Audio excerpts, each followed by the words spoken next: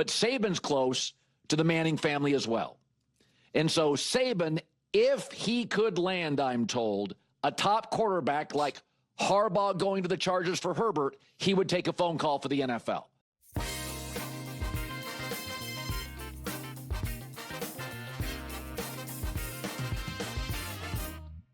Colin Cowherd, who I love. I know people don't like him. It is what it is. He's been my fan favorite for me. It's somebody who I've grown up in admiring.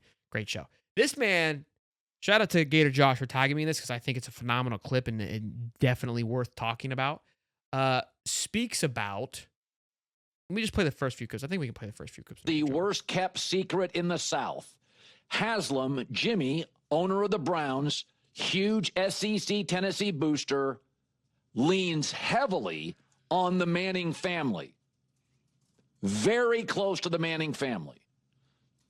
Yes, that's not make-believe. Arch Manning is part of the Manning family, and this is where Nick Saban comes in. Saban is incredibly close to not only Jimmy Haslam, but Saban's close to the Manning family as well. And so Saban, if he could land, I'm told, a top quarterback like Harbaugh going to the Chargers for Herbert, he would take a phone call for the NFL. And there are two teams guaranteed to be awful this year in the NFL. Cleveland and the Saints. Nick Saban has coached in Cleveland with the Browns under the Belichick staff, and he coached at LSU. This is wild. I mean, here's where, this is where, and again, he's claiming it's not conspiracy. And when he starts piecing all the people and the things, it's holy crap. It's a woof. And think about where it started, 2 weeks ago, or a week ago now at SEC Media Day week, where the rumors of Saban coming back to be a coach got started. That was your first grenade. And it was hey, is it NFL? Is it college? Nobody knew. And it's college didn't make sense. We talked about it on our Monday mashup shows. It doesn't make sense for him to do that. I think that he would tick off a lot of Bama fans if he were to do that. And the NFL makes sense. He tried it. And his point to the Jim Harbaugh situation was yeah, that makes a lot of sense. Harbaugh's loving it. Because of the new era of college football, I don't like it anymore. I still enjoy coaching. I want to do my thing, but I don't want to deal with all the nonsense. There's this product called the NFL. Fits perfectly. Come try it out. And I'm oh, that makes sense. He's already coached at Cleveland, which makes sense. And then again, LSU, he's relative there. They just hired Kellen Moore, so I don't see that being a thing. I don't think they're going to fire him after year one.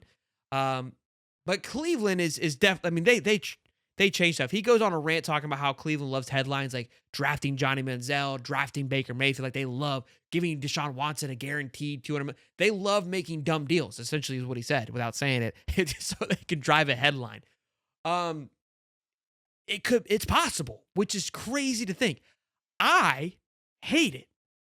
I hate it because the Cleveland Browns can't continue to ruin young man's lives. They should be up.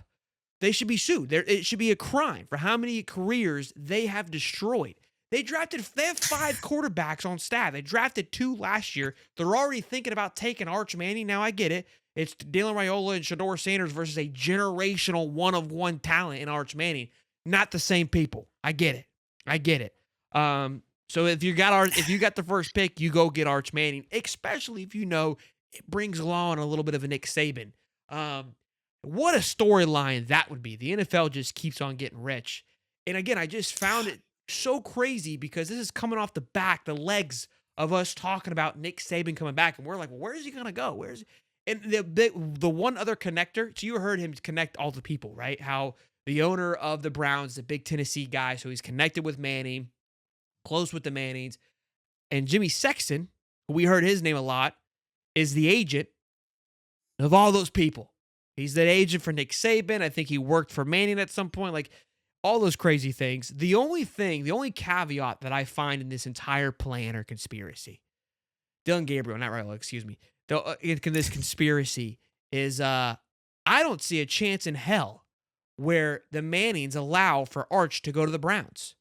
It would be the similar situation of Eli going out to San Diego and having to come back. There's no way they allow their grandson and son and nephew to go to the Browns. But hell of a story. And a hell of a, I mean, look, it's coming from Colin Cowherd. This isn't from like just some like basement podcast.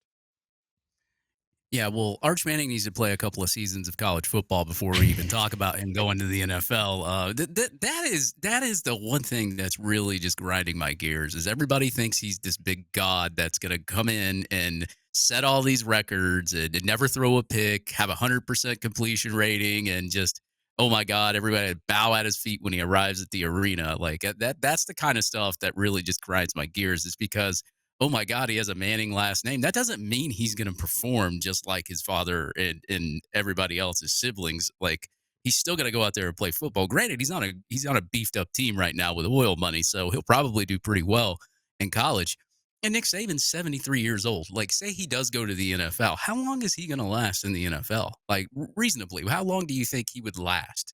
And what's the oldest coach in the NFL? I'm doing that right now. I know who it is. It's the greatest coach of all time. I'm looking him up right now. My favorite coach of all time, anyways. Pete Carroll. He's 73, and he just got rehired by the Raiders, and the Raiders are going to win the Super Bowl because of it. Okay. He's got 5 years in him. I think Pete's got 5 in him.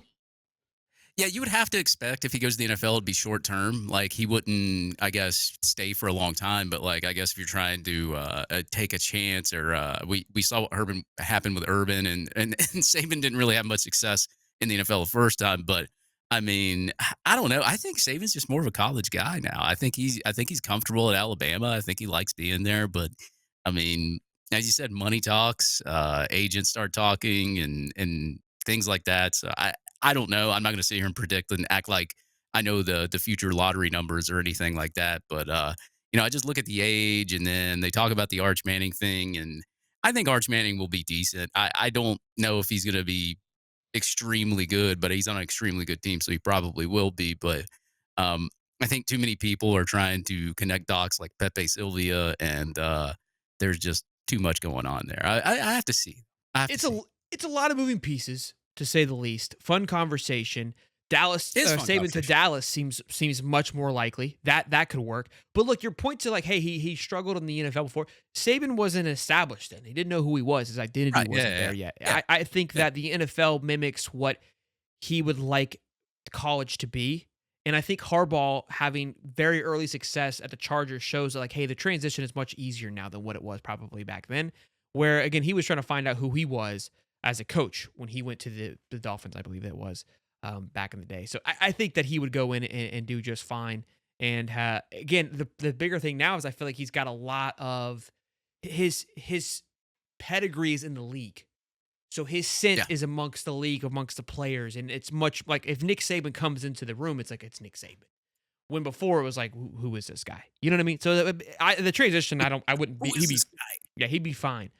But again, it have to. He is old, so it would need to happen sooner rather than in old light. I mean, the guy looks phenomenal for 73 years old. Let's be honest.